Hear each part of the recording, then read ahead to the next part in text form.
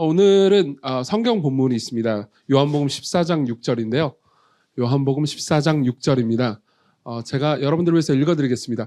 여러분들이 성경책을 가지고 계시면요, 그냥 찾아가지고 읽으시면 되겠고요. 그리고 성경책이 없는 분들은 그냥 들으셔도 상관이 없습니다. 굉장히 유명한 구절이기 때문에 아시는 분도 계실 겁니다. 제가 읽어드리겠습니다. 예수께서 이르시되 내가 곧 길이요 진리요 생명이니 나로 말미암지 않고는 아버지께로 올 자가 없느니라. 아멘.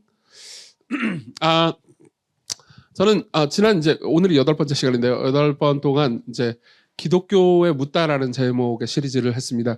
그래서 많은 사람들이 기독교에 대해서 가지고 있는 질문들, 지난주에는 기억나시나요? 동성애 소수자를 차별하는 거 아닌가, 기독교가? 이런 주제를 좀 봤고요. 오늘은 마지막 시간이 됩니다. 오늘은 이 전체 시리즈의 마지막 시간인데요. 진정한 믿음은 하나뿐인가라는 질문일 겁니다. 다음 주하고 그 다음 주는 저녁 예배가 없습니다. 다음 주는 크리스마스 전날이기 때문에 저희끼리 여기서 파티를 합니다. 그리고요, 너무 좋아하는 거 아닙니까? 그리고 그 다음 주는 저희가 연말이기 때문에 연말 송년 예배를 구로 캠퍼스와 함께 다른 특별한 장소에 가가지고 같이 하게 됩니다. 오늘은 저녁 예배가, 올해 저녁 예배는 오늘이 마지막이겠네요. 뭐라고요? 언제부터 이렇게 아쉬워했다고? 사실 되게 좋아하는 거잖아요. 그죠? 네. 어디까지 했더라? 네, 오늘은 그러니까 기독교는 너무 배타적이지 않느냐라는 질문에 대한 대답일 수 있습니다. 사실 우리가 방금 읽은 본문은 기독교의 배타성을 나타내주는 대표적인 본문으로 알려져 있습니다. 예수님께서 말씀하십니다. 내가 곧 길이요 진리요 생명이니 누구든지 나로 말미암지 않고서는 아버지께로 올 자가 없다. 네, 너무나 배타적인 주장이죠. 신에게 이르는 길은 예수 그리스도 나 혼자밖에 없다라는 주장입니다. 그래서 이것부터 시작해가지고 제가 이런 이야기를 해드릴 것 같습니다. 그러니까 기독교가 너무 배타적이지 않는가라는 비판에 대해서 간단한 답을 먼저 첫 번째로 이야기를 해드리겠습니다. 사람들이 던지는 대표적인 3가지 질문들이 있거든요. 그 3가지 질문들을 하나씩 다루면서 거기에 대한 답을 첫 번째로 해드리고요. 그리고 두 번째로는요, 우리가 읽은 이 본문이 무슨 의미인지 좀 말씀드리겠습니다. 사실 이 본문을 이해하면요, 그러니까 사람들이 생각했던 것보다 훨씬 더 깊은 포용성을 가지고 있다는 것을 알게 됩니다. 그리고 그러니까 저는 사실 이 본문을 되게 좋아하는데요. 이 본문이 저한테는 너무 은혜롭기 때문입니다. 그래서 이 내용이, 그러니까 예수께서 하신 이 주장이 얼마나 은혜로운지에 대해서 두 번째로 말씀드리겠습니다. 그리고 마지막으로는 이 모든 것의 결론으로 기독교는 특출나게 배타적이지만 대단히 포용적이라는 것을 입증해 보이려고 합니다. 실제로 이것은 여러분들이 그러니까 복음에 대해서, 기독교에 대해서 오해하고 있을 때 가지는 생각들을 방지해 줄 뿐만 아니라, 그러니까 이런 얘기들도 할 수 있을 것 같습니다. 여기 앉아 계신 분들 중에서 대다수는 기독교인이죠. 기독교인이 아닌 분들도 꽤 계신 걸로 알고 있습니다. 기독교인들도 배타적으로 사람들을 차별하거나 소외시키는 일을 하지 않아야 할 겁니다. 그렇죠? 근데 저는 이렇게 얘기해 드릴 수 있을 것 같아요. 그러니까 기독교인들이 정말로 기독교적이라면 오히려 포용적일 수 있다고요. 그걸 그러니까 어떻게든 한번 입증을 좀 해보려고 합니다. 자, 먼저 비판에 대한 답변부터 시작을 해보죠. 사실 아까 읽은 본문 같은 것들을 통해서 사람들은 실제로 많은 비판들을 합니다. 제가 나무위키 팬은 아니에요. 그냥 가끔 본다는 거죠. 하루에 한 300번 정도 봅니다. 나무위키에 보면요, 개신교 부분이 있거든요. 거기에 보면 개신교의 배타성 부분을 제가 읽어드리겠습니다. 이게 누가 쓴 건지 모르겠지만 사람들의 생각을 잘 대변해 주는 것 같아서요. 개신교, 성경의 가르침을 따르며 세계 어느 나라를 가든 기독교 특유의 개척성을 발휘한다. 뭔 소리인지 잘 모르겠어요, 저는 이건. 하지만 특히 성소수자 우상숭배에 대한 비방은 일반적으로 매우 냉혹하며 심지어는 다른 종교를 믿거나 종교가 없는 사람들을 한 수 아래로 보는 성향이 있는 사람들도 있다. 기독교도 근본주의가 강한 사람들은 세속주의조차 별로 좋아하지 않는다. 이렇게 나와 있습니다. 사실 이 말 전체를 제가 다 완벽하게 이해는 잘 못하겠습니다. 근데 간단하게 얘기하면은 기독교인들은 많은, 특히 지난주에 우리가 다루긴 했지만 소수자들이나 여러 가지 것들에 대해서 심하게 되게 비방하고, 그리고 다른 종교에 대해서 굉장히 한 수 아래로 내려다본다, 이런 이야기를 한다는 거죠. 그리고 거기에 대해서 대체로 사람들이 생각하는 것은 다른 대안입니다. 그러니까 기독교가 특히 이제 개신교가 이런 배타성을 보이는 가장 큰 이유는 자기 혼자만 진리라고 생각하기 때문이라. 이게 이제 가장 큰 문제라는 거죠. 그래서 이제 여기에 대해서 사람들이 보통 개신교도들에게 가르쳐주는 내용들이 있습니다. 그러니까 개신교 너네들은 이렇게 생각하지 마. 오히려 이렇게 생각해야 해. 라고 하는 세 가지 문장을 제가 나열해 보겠습니다. 첫 번째 문장은 이겁니다. 모든 종교들은 다 괜찮고 그리고 본질적으로 사실 똑같은 진리를 가르치는 것이다. 모든 종교는 사실상 사랑의 종교고 다 서로 사랑하고 아끼고 이웃에게 좋은 일을 해라 라고 가르쳐 주는 거 아니냐. 그리고 두말할 것 없이 뭐 차이가 좀 없지는 않겠지만 문화적으로 사실상 다 똑같은 것 아니냐라는 질문 혹은 라는 주장이죠. 사실 이거는 이렇게 얘기를 해드리고 싶습니다. 물론 이런 주장을 하는 분들의 그러니까 마음이 좋은 뜻으로 이런 주장을 한다라는 것은 이해할 수 있습니다. 하지만 이것은 그러니까 정말 다양한 다른 종교들에 대해서 진지하게 다루지 않는 게 아닌가 싶습니다. 왜냐하면요, 보세요, 여러분들이 정말로 그렇게 생각하잖아요. 여러분들이 그냥 개신교나 무슬림이나 불교나 아가동산과 아이를 잡아 제물로 바치기를 요구하는 아가동산 뭔지 아세요? 모르시죠? 옛날 내적 우리나라에 있었던 이상한 종교였어요. 예. 오대양과 모르시죠? 이거 다 왜 옛날 꼭밖에 모르죠 저는. 그런 이상한 신천지와 이런 모든 종교가 다 똑같다고 생각하시나요? 아마 그렇지는 않을 겁니다. 예. 그러니까 사실 어떤 의미에선 이런 주장들, 그러니까 모든 종교는 다 비슷하다 이런 말은요, 그러니까 심각하게 깊이 있게 종교에 대해서 생각하지 않은 주장이라고 볼 수 있는 거죠. 사람들이 이렇게 많이 말합니다. 그러니까 종교들마다 교리의 차이가 있다는 건 이해하겠다. 근데 교리는 별로 중요하지 않다. 실천이 중요하지. 사랑이 중요하지. 뭐 교리적 차이가 무슨 의미냐. 교리 같은 건 별로 중요하지 않다라고 말하는데 잘 생각해 보십시오. 교리라는 말은요, 특정 종교의 가르침을 의미하는 게 아닙니다. 원래 교리라고 번역된 단어가 사실 원래는 그리스어에서 왔습니다. 디다스칼로스라는 단어에서 왔어요. 이 단어를 바꾸잖아요. 그러니까 한국말로 바꾸잖아요. 쉬운 말로 바꾸면 그냥 티칭입니다. 어떤 가르침이에요. 어떤 명제입니다. 예. 그리고 이걸 잘 생각해 보잖아요. 그러면 교리는 그다지 중요하지 않고 실천과 사랑이 중요하다라는 문장조차 교리입니다. 그렇잖아요. 일종의 주장입니다. 왜 그 주장만이 다른 주장보다 절대적으로 옳다라는 취급을 받아야 합니까? 그런 근거는 없을 겁니다. 정말 많은 사람들은 이런 예를 듭니다. 그러니까 이건 제가 되게 좋아하는 예인데요. 장님 코끼리 만지기. 예, 아시죠? 불교, 이슬람교, 그리고 개신교, 뭐 카톨릭 이런 사람들이 있어요. 한 4명 정도가 있습니다. 그리고 이렇게 거대한 쿠키가 있어요. 근데 이 4명은 전부 다 장님들입니다. 그래서 한 명은 코를 만집니다. 이건 구렁이군. 한 명은 다리를 만집니다. 이건 기둥이군.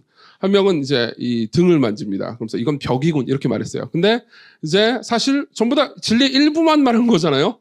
그죠? 그러니까 모든 사람들은 모든 종교는 진리의 일부만을 가리킬 뿐이지 실제로는 서로 싸울 필요도 없다. 모든 진리는 하나다라고 주장하는 거죠. 근데 잘 한번 생각해 보십시오. 모든 종교는 종교의 진리의 일부만을 보고 그리고 코끼리의 일부를 만지고 있다라고 주장하는 그 사람은 자기가 코끼리를 다 봤다고 말하는 셈입니다. 맞죠? 나는 코끼리를 다 봤단다. 너희 개신교, 무슬림 뭐 어쩌고 이런 종교들은 코끼리의 일부밖에 보지 못했지. 왜 너희들 서로 싸우니? 싸우지 말고 그냥 다 하나라고 해. 라고 말하는 건 나는 진리 전체를 다 알았고 너희들은 모른다라고 말하는 생각해보면 꽤나 오만한 태도 아니겠습니까? 그러니까 제 생각에는 이렇게 말씀드리고 싶습니다. 장님 코끼리 만지기 비유는 안 드는 게 좋습니다. 예.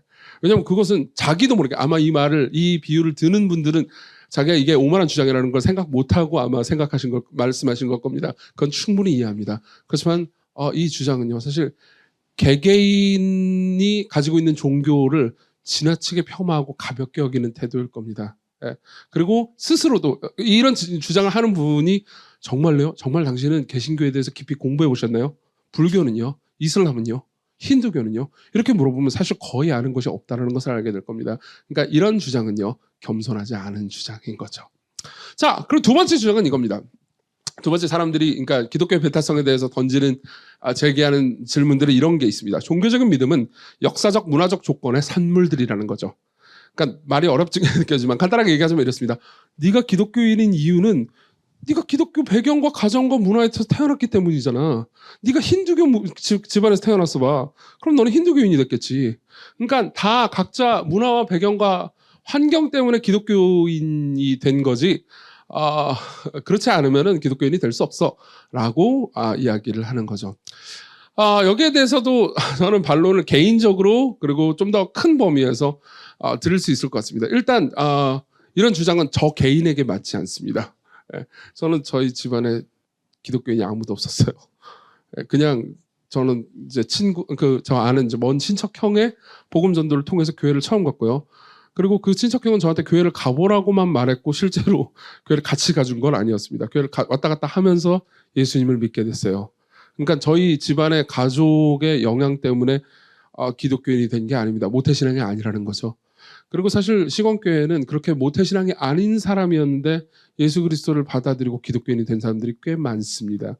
그러니까 이건 개인적으로도 그렇게 적절한 반론은 아닌 것 같습니다. 게다가 이런 특징이 있는 거죠. 이 지점에서 저는 그러니까 기독교와 다른 종교의 차이점을 한번 말해보려고 합니다. 제가 다른 종교를 그러니까 불공정하게 대하지 않도록 노력하면서 말해보겠습니다. 기독교의 가장 큰 특징은요. 기독교는 진짜 세계 종교라는 겁니다. 사실 몇 번 말씀드린 적이 있습니다. 그러니까 다른 주요 종교들, 우리가 주요 종교라고 말하는 종교들 있잖아요. 그 종교들도 세가 상당한 거를 알고 있습니다. 그렇지만 대부분의 다른 주요 종교들은요. 발생지를 그다지 벗어나고 있지 않습니다. 예를 들면 힌두교는요. 여전히 인도와 인근의 종교들이죠. 예. 이슬람도 마찬가지입니다. 이슬람은 꽤 커지긴 했지만은 여전히 그러니까 중동 지역에 그 세가 몰려 있습니다. 기독교는요. 예. 기독교는 많은 사람들이 그건 서양 종교 아니야? 라고 생각하지만요. 기독교의 성장세를 진짜로 아는 사람들은 완전히 다르게 생각합니다. 진짜 대부분의 사람들이 기독교인 하면은 유럽이랑 미국에 몰려있는 거 아닌가요? 라고 생각하지만요. 유럽과 미국의 기독교인을 다 합쳐도 아프리카의 기독교인에 미치지 못합니다. 예. 그리고 아프리카의 기독교인 전체하고 그 남미의 기독교인 전체는 거의 맞먹습니다. 남미가 조금 더 많긴 합니다. 최근에 남미가 좀 더 추월을 했어요. 예. 그리고 남미와 오세아니아와 아프리카의 기독교인을 합치잖아요. 그러면 북반구의 기독교인을 훨씬 더 상회합니다. 이건 뭘 의미할까요? 전 지역의 주요 종교로 자리 잡은 종교는 기독교밖에 없다는 거죠. 그러면 모든 세계가 다 그러니까 문화적으로 그리고 뭐 역사적으로 그런 배경이 있기 때문에 기독교가 전 세계를 정복한 걸까요? 아니요, 그렇지 않았습니다. 기독교의 시초는 팔레스타인에서 시작했습니다. 예수 그리스도께서는 갈릴리 나사렛 지역에서 거의 대부분의 평생을 사시다가요. 그냥 팔레스타인 지역을 계속 다니시다가 예루살렘에서 십자가에 못 박혀 죽고 부활하셨습니다. 그리고 그냥 승천하셨어요. 그리고 그 이후의 이야기는요. 예수님이 다른 곳을 간 적도 없습니다. 그렇지만 예수님의 제자들이요. 복음을 들고 로마 지역으로 갔고요. 그리고 유럽이 그리고 그 이후에 미국 쪽이 남미가 그리고 우리나라까지 왔고요. 그리고 아프리카도 갔죠. 네. 그리고 중국의 기독교인도 어마어마한 추세입니다. 이 모든 거는요. 기독교는 문화적으로 역사적으로 그렇게 큰 영향을 받은 종교가 아니었다는 것을 말해줍니다. 게다가 이런 측면도 한번 생각해 볼 수 있을 것 같습니다. 이런 거예요. 어떤 사람이 네가 기독교인인 거는 그런 기독교적 배경과 문화에 있어서 그런 거지 사실은 우리 모두 사실 종교하고 상관없어 라고 말하는 그 사람을 철학적으로 볼 때는 세속주의자라고 볼 수 있습니다. 예. 근데 사실요 세속주의자는 그러니까 종교는 뭐 일상생활과 환경에 전혀 개입하거나 간섭해서는 안 되고 그냥 개인의 사적 영역으로만 남아야 된다라는 주장인 거죠. 그렇죠? 이걸 세속주의라고 볼 수 있습니다. 근데 전 세계적으로 볼 때 세속주의를 강하게 믿고 옳다고 생각하는 사람들은 극히 드뭅니다. 그렇게 많지 않아요. 전 세계적으로 볼 때요. 서양 쪽 국가하고 이제 우리나라 뭐 좀 고도로 발달된 민주주의 국가들이 그렇게 되죠. 저는 그게 나쁘다고 생각하지 않습니다. 오히려 괜찮다고 생각합니다. 그로 인해서 이제 신앙이 좀 더 진지해지게 된 면도 있으니까요. 예를 들면 기독교가 국교다 해가지고 우리나라에 태어난 사람들은 전부 다 기독교인이 되어야 돼라고 한 국가치고 좋은 꼴을 본 적이 없습니다. 원래 기독교는 그런 식으로 믿게 되는 게 아닙니다. 실제로 그러니까 위에서 강압해가지고 신앙을 가지게 되는 일이라는 없습니다. 예수 그리스도가 어떤 분이신지 성경은요 인격적으로 우리에게 설득해주고 인격적으로 우리가 그것을 이해하고 받아들일 때 진짜 신앙인이 되는 거죠. 그런 측면에서 문화적 혹은 역사적 조건 때문에 기독교인이 됐다라는 말은 합리적이지 않습니다. 진짜 세상을 설명해 주지 않는다는 거죠. 세 번째로는요, 이런 겁니다. 이건 짧게 얘기할 수 있을 것 같습니다. 그래, 알았다. 그래, 네가 기독교인 거 알겠는데 배타적으로 혼자 믿고 그리고 남들에게 강요하거나 남들에게 기독교를 알리지 말라는 거죠. 이거는 요즘 시대에는 흔히 통용되는 주제인 것 같습니다. 심지어 기독교인들도 이런 식으로 생각하는 사람들이 많습니다. 기독교인들 중에서 사회에 나가가지고 자신이 기독교인임을 밝히지 않기 위해서 애를 쓰는 기독교인은 꽤나 많습니다. 제일 재밌는 광경 중에 하나는 이런 겁니다. 기독교인이에요. 성경을 가지고 다닙니다. 제가 그랬어요, 사실. 근데 제가 기독교인인 게 들키는 게 너무 싫은 거예요. 왜냐하면 기독교인인 게 들키면은 좀 뭔가 너 개독교야? 라는 그 눈빛이 좀 약간 있거든요. 참고로 이 얘기를 하나 해드리죠. 여기 계신 분들 중에서 기독교인이 아닌 분들한테 해드리고 싶은 이야기가 있습니다. 기독교인들로 살아가는 삶이 뭐 쟤네들은 맨날 그 동성애자들이나 억압하면서 행복하게 사는 거 아니야? 라고 생각할지 모르겠지만 기독교인으로 사는 것도 꽤 골치 아픕니다. 예. 대다수의 제가 알고 있는 기독교인들은요, 동성애자들을 억압하거나 미워하거나 차별하거나 하지 않습니다. 근데 대체로 그냥 기독교인이잖아요. 그러면 너는 개독이잖아 라는 눈빛을 듣고 살아요. 정말이에요. 옆에 있는 기독교인들한테 한번 물어보세요. 그런 눈빛이나 그런 취급을 받아본 적이 있는지 없는지를 한번 물어보십시오. 그리고 모든 아마 기독교인들은 절대적으로 이 말에 동의할 겁니다. 지금부터 하는 얘기를요. 모든 기독교인들이 기독교인으로서 삶을 살다가 분명히 이 말을 들어본 적이 있습니다. 야, 너 교회 다니잖아. 그러니까 네가 좀 양보해. 이 말 안 들어본 기독교인 없을걸요. 그래가지고 억울한 일을 경험해 본 적이 반드시 있습니다. 있죠? 네, 그래요. 눈물이 비치네요. 몇 명에. 네, 있습니다. 그리고 또 그게 싫어가지고 기독교인인 걸 티를 안 내려고 하는 사람들도 많습니다. 그래서 저 같은 경우는 옛날에 그랬어요. 성경책을 가지고 다니잖아요. 그럼 내가 성경책을 가지고 다니는 이게 창피한 거예요. 내가 기독교인인 게 들킬까 봐. 그렇다고 내가 기독교인을 안 하겠다는 건 아닙니다. 도서관에서는 성경을 꼭 읽고 싶어요. 그래서 성경을 가지고 옵니다. 근데 누가 내가 성경 보는 걸 알아채는 게 싫은 거예요. 그래가지고 아마 이걸 해본 적이 있는 기독교인들이 있을 겁니다. 성경책을 뒤로 꼽아놓는 겁니다. 안 했어요? 예, 저는 쫄보라서 그렇게 했습니다. 근데 생각해보면 그게 더 이상하지 않아요? 다른 책 전부 다 앞에 제목이 보이게 꼽아놓는데 성경만 뒤로 꼽아놓는 거 되게 이상하지 않습니까? 자, 저만 이상한 사람이 된 걸로 하고 넘어가도록 하겠습니다.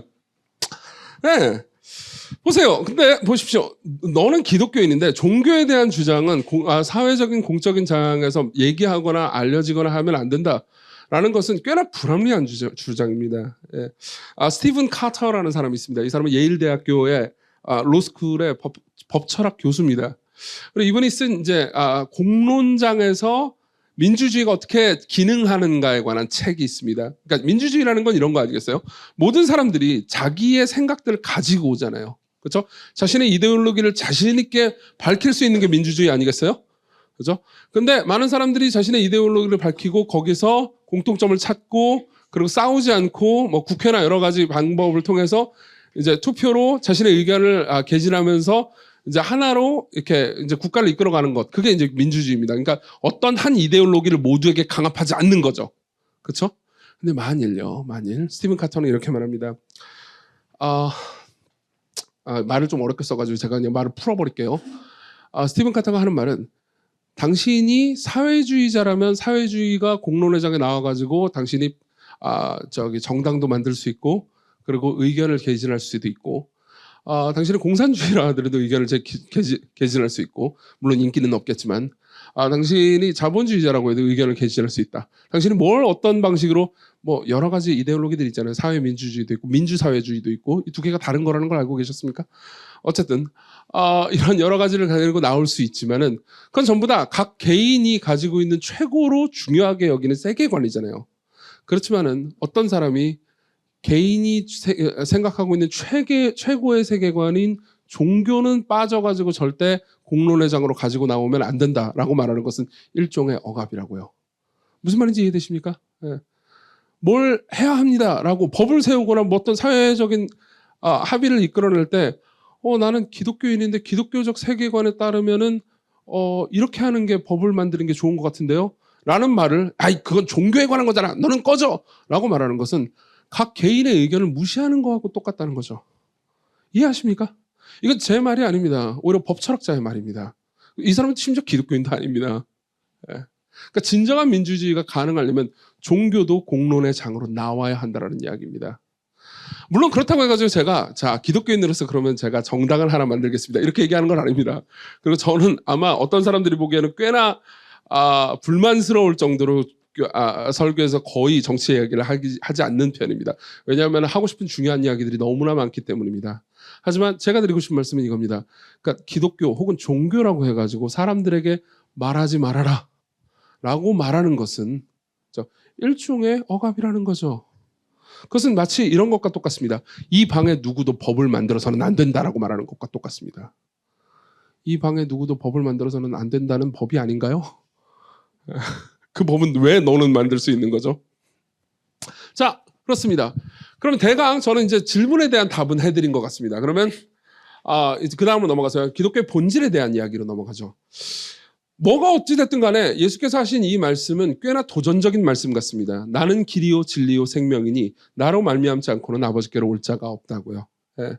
나는 길이요 진리요 생명이니 나로 말미암지 않고는 아버지께로 올 자가 없다. 이게 무슨 의미일까요? 저는 이 의미를 좀 여러분들에게 섬세하게 전달을 해보고 싶습니다. 일단은 이거 네 가지 의미를 가지고 있는데요. 빠르게 얘기해 볼게요. 첫 번째로는 나는 신이다라는 주장입니다. 예. 여기서 나는 이라고 되어 있습니다. 나는 길이요 진리요 생명이니. 사실 한국말로는 그 뉘앙스가 정확하게 전달되지 않습니다. 예수께서 말씀을 하신 이 말은요. 그리스어로 쓰여 있습니다. 그리고 그리스어에서 나는 이라고 번역된 단어는 그리스어로 두 글자인데요. 에고 에임이라는 단어입니다. 그리고 이 에고 에임이라는 단어를요. 히브리어로 바꾸잖아요. 그러면 여호와라고 합니다. 예. 여러분 그거 알고 계십니까? 기독교에서 말하는 하나님의 이름을요. 성경은요. 여호와라고 말합니다. 예수께서는 이렇게 주장하시는 셈입니다. 내가 그 여호와다. 내가 천지를 만든 창조주다. 예. 이것은 꽤나 독선적이고 도전적인 주장입니다. 그리고 여러분들이 예수 그리스도라는 존재를 대할 때 제거해야 되는 한 가지 개념을 가르쳐 줍니다. 많은 사람들은 이렇게 얘기해 줍니다. 예수 그리스도 그분은 좋은 분이잖아요. 겸손한 사람이잖아요. 훌륭한 분이잖아요. 그분처럼 사람들을 이웃들을 사랑하면서 살아가면 좋은 거죠. 근데 그분이 신이라니 그분이 뭐 죽었다가 부활했다느니 이런 이야기는 이런 교리적이고 종교적인 이야기는 안 했으면 좋겠습니다. 많은 사람들이 이렇게 이야기합니다. 하지만 생각해 보십시오. 예수님 스스로는 그렇게 말한 적이 없습니다. 물론 예수님은 믿을 수 없을 정도로 겸손하셨습니다. 당시에 고대 통치자들이나 아니면 고대 랍비들이 행하는 거하고는 완전히 달랐어요. 그분은 어린아이들을 기쁨으로 받아주셨습니다. 그분은 사회적인 약자들이나 소외된 사람들과도 그냥 평범하게 소통하셨습니다. 그분은 오히려 사회적인 지도층이나 엘리트 계층한테도 그러니까 잘못된 것이 있으면 당당히 따지는 분이었습니다. 그분은 믿을 수 없을 정도로 겸손하고 대단히 훌륭한 인격자이기도 했죠. 하지만요, 그분은요, 사실 신이라고 여러 번 주장했습니다. 그리고 이런 분을 대할 때 우리가 생각해야 되는 가장 합리적인 방법은요. 그분은 신은 아니야. 그분은 그냥 훌륭한 도덕가지라고 생각하는 건 정직하지 않은 태도입니다.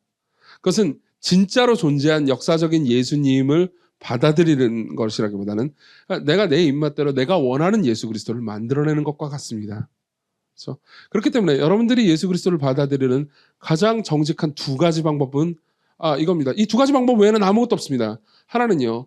그분이 거짓말쟁이고 사기꾼이고 바보 멍청이 같은 이상한 사이코패스 같은 존재라고 말해버리든지요. 그렇죠. 내가 신이다라고 말하는 존재는 넷플릭스에 나오셔야 되는 거잖아요. 그죠? 넷플릭스에 올해 나는 신이다 있었죠. 아니면요. 무릎을 꿇고 그분 앞에 경배하면서 그분을 예배하든지 둘 중 하나밖에 없다는 거죠. 자, 그러면 그분이 나는이라고 할 때 자신이 신이라고 주장한 거라면 그 이후의 이야기는 뭘까요?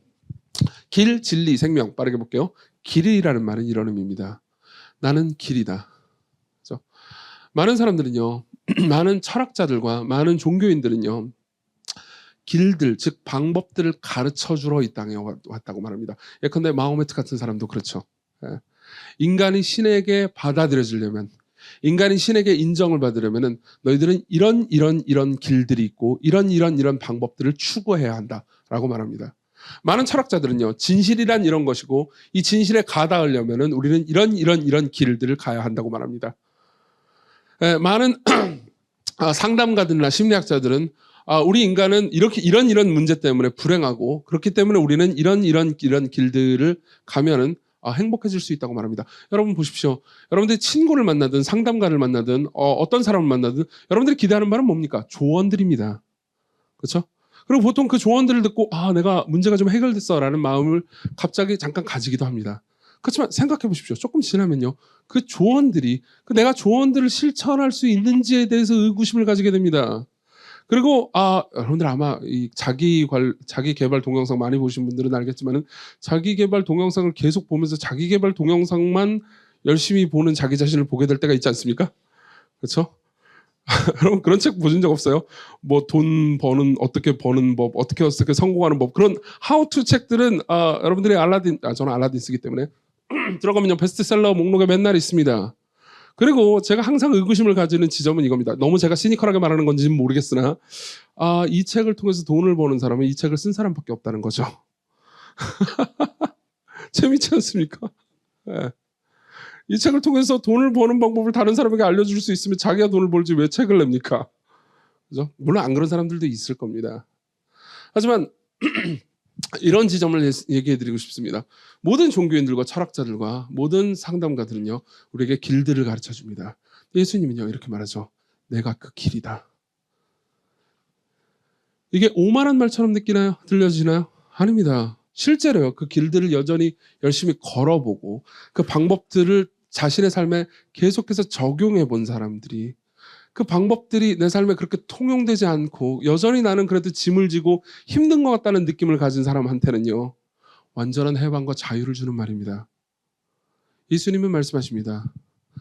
너희들에게 여러 길들을 제시해 주는 사람들을 알고 있다.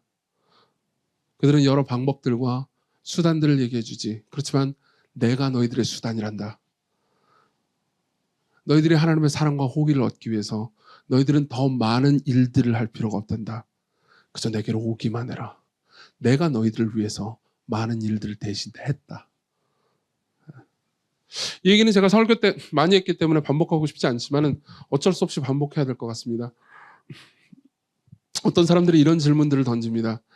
모든 종교라는 게 결국 산에 올라가는 것과 등산을 하는 것과 똑같다고요. 산 저 위에 신이 있습니다.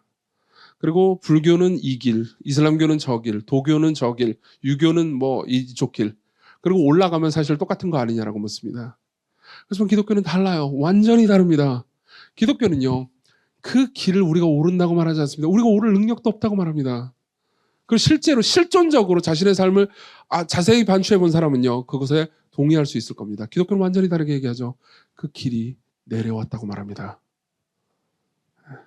신이 산 밑으로 내려왔어요. 그리고 우리를 데리고 아버지께로 간다고 말합니다. 그게 크리스마스예요. 네, 그게 크리스마스입니다. 신이 내려와서요. 우리를 데리고 간다고요. 하나님이 사람이 됐습니다.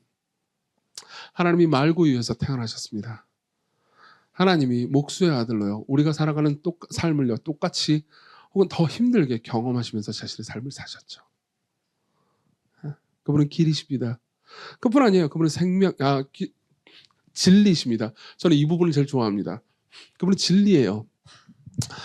진리라고 하면요. 여러분들은 다양한 방식으로 이야기할 수 있을 겁니다. 근데요, 진리는 그러니까 도덕의 형태, 명령의 형태로도 주어지고요. 그리고 어떤 진술의 형태로도 주어지죠. 근데 진리는요, 대부분의 진리는 여러분들이 언어적 문장으로 압축될 수 있다는 것을 알 겁니다. 그렇죠? 예컨대 그러니까 우리는 이렇게 말할 수 있습니다. 민주사회에서의 진리를 민주주의 사회에서의 진리를 이렇게 표현할 수도 있죠. 독재자는 안 된다. 이런 것들을 표현할 수 있죠. 우리는 다수결 혹은 그러니까 대다수의 사람들이 동의하는 것을 생각하되 소수 의견을 무시하면 안 된다. 이런 것들 여러분들이 저 교과서에서 이미 배웠을 겁니다. 제가 학교를 다닐 때는 배웠던 교과서 이름이 사회문화였는데 요즘은 이름 뭐죠? 사회요? 요즘도 지금 20 몇 년이 지나도록 사회문화예요? 아니 30년이 지났는데 사회문화라고요? 어쨌든 사회문화라는 책이 있었습니다. 거기 보면은 뭐 소수 의견이 어쩌고 뭐 민주주의가 어떻고 이런 모든 것들은 민주사회에서의 진리입니다. 그건 명제로 주어져 있죠. 그렇죠? 그리고 또 법이 있습니다. 그렇죠? 여러 법들이 있고요. 이 법들을 어기면 어떤 처벌을 받고 이 법들을 지키면 어떤 뭐 혜택이 있고 이런 것들이 있죠. 그 모든 진리는요. 그러니까 우리가 살아가는 삶에서 진리라고 말하는 것들은 전부 다 명제예요. 인격이 아닙니다. 예수 그리스도는요. 이렇게 말하죠. 내가 진리라고 말합니다. 무슨 말입니까? 예수 그리스도라는 인격이 한 인간이 진리라는 겁니다. 이게 뭘 의미하는지 아십니까? 내가 최고고 너희들은 다 바보들이다 이런 의미가 아닙니다. 여러분 예수 그리스도께서 하신 모든 말들은 단순히 그분의 말을 통해서 명제로만 할 수 있는 게 아니고 그분의 행동을 통해서 할 수 있습니다. 여러분 진리가 인격화됐다는 게 뭘 의미하는지 아십니까? 여러분 한번 들어봅시다. 제가요 이렇게 얘기한다고 합시다. 제가 여러분들한테 여러 명령들을 하는 사람이에요. 근데 이런 명령들을 계속해서 준다고 합시다. 여러분 고기를 많이 드십시오. 고기를 좋아해야 합니다. 닭고기는 소고기와 돼지고기보다 하위 호환 버전이니까는 소고기와 돼지고기를 중심으로 드시고 가끔 닭고기를 드시기 바랍니다. 야채는 그렇게 많이 드지 마십시오. 이런 말을 합니다. 그리고 그 다음에 여러분 설교를 하십시오. 일주일에 한 번씩 혹은 두세 번씩 설교를 해야 합니다. 그리고 여러분 가끔 탁구를 치십시오. 다른 스포츠는 여러분들에게 딱히 도움이 되지 않을 겁니다. 탁구는 재밌으니까 탁구를 치십시오. 여러분 책을 쓰십시오. 기독교 서적을 쓰십시오. 이런 말을 계속해서 한다고 합시다. 그러면 여러분들 저게 도대체 뭔 소리지? 싶겠지만요. 이 이야기를 서서히 듣는 사람들은 지금 저 사람이 무슨 얘기를 하는지를 알 수 있을 겁니다. 무슨 얘기를 하고 있는 거죠? 저 자신의 이야기를 하고 있는 거죠. 이거 저를 처음 보는 분들도 어느 정도 동의할 겁니다. 저 인간은 일단 고기를 좋아하게 생겼고 그리고 놀랍게도 스포츠를 하는 게 있어요. 탁구요. 잘 못 치지만. 그리고 저는 제가 무슨 얘기했죠? 설교를 하고요. 그리고 책도 쓴 적이 있습니다. 뭐 유명하진 않지만요. 네, 어쨌든 제가 여러 가지 말들을 했을 때 저는요 단순히 명제만 말한 게 아닙니다. 저 자신에 대해서 말한 거죠. 그걸 명령의 형태로 말했지만요. 그렇죠? 자, 예수 그리스도께서 하신 모든 명제들이 예수님 자신을 표현해 주는 것이라는 것을 알고 계셨습니까? 예수님은요, 그분이 하신 모든 명제들을 다 지키셨습니다. 예컨대 예수님께서는 굉장히 가혹한 말씀을 하셨습니다. 사실 이런 이야기를 하면요, 사람들이 싫어합니다. 이런 거죠. 마태복음 5장 43절, 또 내 이웃을 사랑하고 내 원수를 미워하라 하였다는 것을 너희가 들었으나 나는 너희에게 이르노니 너희 원수를 사랑하며 너희를 박해하는 자를 위하여 기도하라. 사람들은 이런 말을 들으면서 부담스러워요. 어떻게 원수를 미워해서 죽여버려야지 어떻게 사랑합니까? 어떻게 그를 용서합니까? 라는 생각을 합니다. 혹은 이건 멋있는 말인데 도덕가들이나 할 수 있는 말이죠. 라고 생각합니다. 근데요, 예수께서 이 말씀을 하실 때 이 말은요, 단순히 명제가 아닙니다. 단순한 진리가 아닙니다. 이 말은요, 예수님이 자신을 설명해 주는 말이기도 했어요. 십자가에서 그분을 향해서 비난하고 욕을 퍼붓던, 그분을 배신했던 사람들을 보면서요, 그분은요 저주하지 않으셨습니다. 오히려 그들을 용서해달라고 아버지께 구했죠. 아버지여, 저들을 용서해 주십시오. 저들은 지금 자기가 뭘 하고 있는지 모릅니다. 오늘 낮 설교를 들으신 분은 아마 이 말씀이 다르게 들릴 겁니다. 22절, 누가복음 18장 22절, 예수께서 말씀하십니다. 내게 있는 것을 다 팔아 가난한 자들에게 나눠주라. 그리고 와서 나를 따르라. 어떻습니까? 무시무시한 말 아닙니까? 네 재산 다 팔아가지고 나를 따르라. 가난한 사람들한테 다 나눠주라. 굉장히 무시무시한 명령이죠. 가혹한 명령입니다. 그렇지만요, 예수 그리스도를 아는 사람들은요, 이게 다르게 들립니다. 이게 그냥 명제로 들리지 않습니다. 인격으로 들리죠. 왜 그런지 아십니까?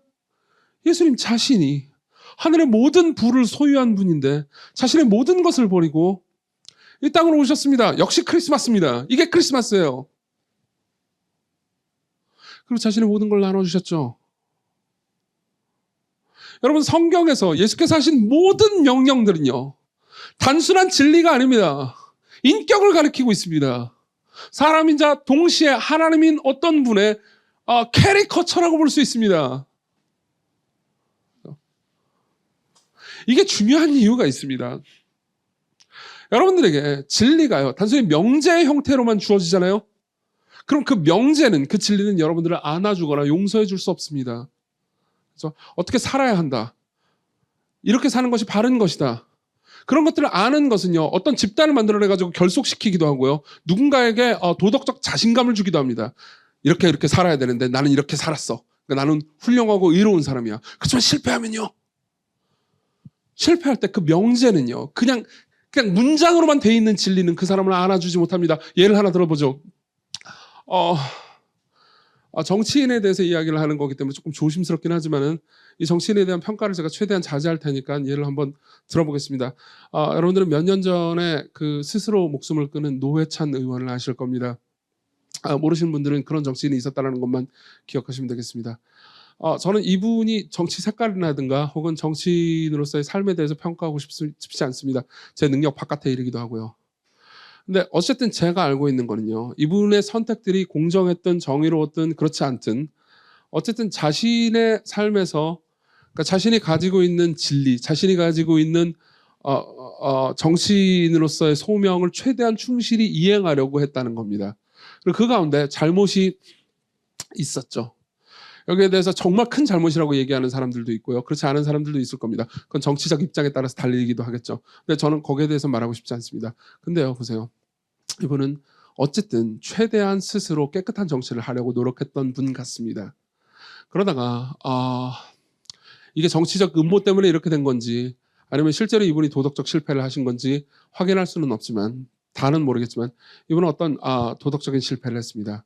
그러니까 이제 정치 자금을 불법으로 받았다는 의혹을 샀죠. 그리고 그 모든 파장이 불던 그때 그분은 스스로 목숨을 끊었습니다. 근데 그분이 그때 남겼던 글을 제가 여러분들에게 읽어드리겠습니다. 들어보세요. 2016년 3월 두 차례에 걸쳐 경공모로부터 모두 4천만 원을 받았다. 어떤 청탁도 없었고 대가를 약속한 바도 없었다. 나중에 알았지만 다수 회원들의 자발적 모금이었기 때문에 마땅히 정상적인 후원 절차를 밟아야 했다. 그러나 나는 그러지 않았다. 누굴 원망하랴. 참으로 어리석은 선택이었으며 부끄러운 판단이었다. 책임을 져야 한다. 무엇보다 어렵게 여기까지 온 당의 앞길에 누를 끼쳤다. 이정미 대표와 사랑하는 당원들 앞에 얼굴을 들 수 없다. 정의당과 나를 아껴주신 많은 분들께도 죄송할 따름이다. 잘못이 크고 책임이 무겁다. 법정 형량으로도 당의 징계로도 부족하다. 사랑하는 당원들에게 마지막으로 당부한다. 나는 여기서 멈추지만 당은 앞으로 당당히 나아가길 바란다. 국민 여러분 죄송합니다. 모든 허물은 제 탓이니 저를 벌하여 주시고 정의당은 계속 아껴주시기를 당부드립니다. 이 이유에 대해서 저는 평가하지는 않겠습니다. 근데 제가 목사로서요, 마음이 아픈 부분은 여기 있습니다. 이분은 그러니까 정말로 깨끗한 정치를 하고 싶으셨던 것 같습니다. 그런데 본인이 인정한 바와 같이 그렇게 하지 못했습니다. 그리고 자신이 그 진리대로 살아가지 못했을 때 그 진리는 자신을 안아주거나 용서해주지 않았습니다. 그렇죠? 그 진리는 그냥 명제에 불과했으니까요. 많은 사람들이 그 진리를 동의했고 그 명제 때문에 이 사람을 정죄한 사람도 있었고 그 명제에도 불구하고 이 사람을 불쌍히 여긴 사람들도 있었을 겁니다. 근데 누구도 이 사람을 구원해 주지 못했어요. 여러분, 예수님은요, 내가 진리라고 말씀하십니다. 이게 여러분들에게 어렵게 느껴질지 모르겠는데 내가 진리라는 말이 저한테는 얼마나 깊은 안심이 되는지 모릅니다. 그분은 단순히 저에게 명제를 가르쳐 주시러 오신 분이 아니에요. 그분은 그 명제를 삶으로 보여주셨을 뿐만 아니라 그렇게 살지 못한 저를 용납해 주십니다. 그래서요, 저는 그분이 생명이라는 사실이 위로가 됩니다. 그분이 생명이라는 게 뭘 의미하는지 아십니까? 우리가 그렇게 살지 못할 때 우리가 살 능력을 준다는 의미이기도 합니다. 생명이 없는 것은 실제로 약동하고 움직일 수 없거든요. 그분이 주는 생명은요, 그분 자신이 생명이기 때문에 우리가 그분께로 오기 바란다면 이 모든 것들을 믿을 수 있도록 또는 행할 수 있도록 우리를 변화시킵니다. 여러분, 이 모든 것들이 말해주는 바가 있습니다. 기독교는요, 은혜로 여러분들이 구원받을 수 있다고 말합니다. 은혜로요. 기독교는 여러분들이 어떤 길을 열심히 걸어야 구원받는 것이 아니고 그 길을 완벽하게 걸으신 분께로 가면 구원받을 수 있다고 말합니다. 기독교는 여러분들에게 그냥 여러 명제들을 나열하면서 이 윤리책이 있단다. 이걸 성경이라고 부르지. 이 책대로 따라가라. 그렇지 않으면 너희는 지옥에 가게 될 거야. 단순히 이렇게 얘기하는 게 아닙니다. 많은 사람들은 저한테 물어봅니다. 그럼 불교도는 지옥 가게 되나요? 여기에 대해서 제가 뭐라고 말해야 될까요? 저는 오히려 이렇게 말할 수 있을 것 같습니다. 기독교인이라고 천국 가는 것도 아니에요. 예수 그리스도를 아는 사람, 그리스도를 따르는 사람, 예수 그리스도께로 가는 사람만 천국에 갑니다. 기독교는 종교 시스템이 아닙니다. 심지어 기독교는요, 교회에 주기적으로 출석하고 헌금을 많이 내고 많은 봉사를 한다고 그래가지고 천국 갈 수 있다고 말하는 얘기도 아니에요. 기독교의 본질에는 예수 그리스도 한 분이 있습니다. 그분 외에는 아무것도 아니에요. 정확히 기독교라는 거는요, 예수 그리스도와의 개인적인 관계 이상도 이하도 아닙니다. 예수 그리스도가 여러분들을 위해서 모든 걸 해냈습니다. 그리고 그걸 그냥 받아들이라는 거죠. 그리고 그분은 여러분들에게 공짜로 그 모든 것을 주십니다. 이렇기 때문에 기독교는 극단적으로 어려운 동시에 극단적으로 쉽습니다. 왜 극단적으로 쉽습니까? 여러분들은 할 게 없습니다. 그냥 받아들이면 됩니다. 극단적으로 어렵습니다. 왜 극단적으로 어렵습니까? 우리의 노력과 우리의 공로가요, 사실상 하나님께 가닿는 의미가 없다고 말하니까요. 기독교는 겸손을 요구합니다. 대신 예수 그리스도는요, 이렇게 말씀하시죠. 잘 들어보십시오. 나는 너희들이 종교 시스템 안에서 불교 안에 있든 무신론자 가정에서 자랐든 너희들이 죄를 저질렀든 아니면 대체로 착하게 살았지만 위선적으로 살았든 그런 건 필요하지 않다. 그런 건 내게 중요하지 않다. 나는 너를 원한다. 내게로 오라. 내가 너희들을 위해서 모든 것을 다 준비해 놓았다. 내가 길이고 진리고 생명이다. 여러분, 이게 얼마나 사람들을 포용적으로 바꾸는지 아십니까? 만일요, 기독교를 저는 교회를 다니고요, 열심히 다녔고요, 그리고 교회에서 승급 시스템을 열심히 밟아가지고 조장도 하고 이것도 하고 그러다가 목사가 되고 담임 목사까지 되었답니다. 그러니까 저는 훌륭한 종교인이고 여기 다니는 교인들은 저보다 약간 급이 낮은 애들이고요. 여기 기독교인이 아닌 분들, 여러분들은 여러분들이 앉아 있는 의자와 여러분들 사이의 거리만큼이나 지옥이 가깝거든요. 그러니까 이 지옥의 땔감들아.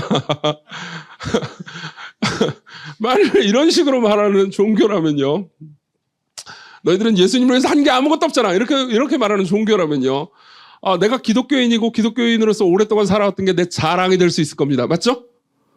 하지만 기독교의 본질이 이거라면요, 지금 제가 저를 위해서 이렇게 얘기해보죠. 저는 너무 삶 전체를 오랫동안 자기중심적으로 살아왔고 차갑게 살아왔고 이웃을 위하기보다는 저 자신을 위하면서 살았어요. 제가 도덕적으로 산 면이 없지는 않지만 그것은 나를 높이기 위해서였지 진짜로 이웃과 가족을 위해서 그런 건 아니었습니다. 저는 너무나 자기중심적이어서 때로는 제 가족마저도 잔인하게 이용하는 사람이었어요. 그러나 예수 그리스도가 저를 먼저 찾으셨습니다. 제가 그분을 찾은 게 아니었어요. 그분이 먼저 찾으셨고 저를 부르셨고 저를 은혜로, 제가 죄인인데도 불구하고 저를 참으셨습니다. 제가 목사가 된 것은 너무나도 기이한 일인데 잘한 사람을 하나님께서 목사로 부르신 게 아니고 죄를 짓고 못한 사람을 하나님께서 그 은혜를 말해주라고, 예수 그리스도께서 저를 얼마나 깊이 사랑하시면서 은혜로 대했는지를 말해주라고 앞에서 말하는 사람으로 세우셨기 때문입니다. 전 정말 자랑할 게 없어요. 당신은 힌두교도일 수 있습니다. 무슬림일 수도 있습니다. 혹은 불교도일 수도 있습니다. 당신이 저보다 훨씬 더 착할 수도 있어요. 저하고 당신하고 다른 점은 그냥 하나님께서 조건 없는 은혜를 저한테 부어주셨다는 것밖에 없습니다. 그렇기 때문에 제가 하고 싶은 말은 하나밖에 없어요. 제가 하나님의 은혜를 받았다면 당신도 받을 수 있습니다. 그분이 당신을 위해서도 모든 걸 하셨어요. 그분을 알게 된다면 단순히 당신은 종교를 바꾸는 게 아니고 길과 진리와 생명인 인격을 만나게 될 겁니다. 자, 이런 마음을 가진 사람이 어떻게 누군가를 차별할 수 있겠습니까? 내가 은혜로 구원받았다고 믿는 사람이 어떻게 도덕을 지키지 못하는 사람을, 성경의 윤리를 지키지 못하는 사람을 깔볼 수 있습니까? 나도 아무것도 아닌데요. 내가 이루어낸 게 기독교라면 나는 자랑할 수 있을 겁니다. 근데 내가 받은 게 기독교라면 나는 자랑할 수 없습니다. 성탄절이 좋은 이유는 이것을 계속해서 생각나게 만들어주는 시즌이기 때문입니다. 예수님은 여러분들을 위해서 이 땅에 오셨습니다. 이 이야기를 듣고 여러분들이 깊이 생각해 보셨으면 좋겠습니다. 주 예수 그리스도를 여러분들이 받아들였으면 좋겠습니다.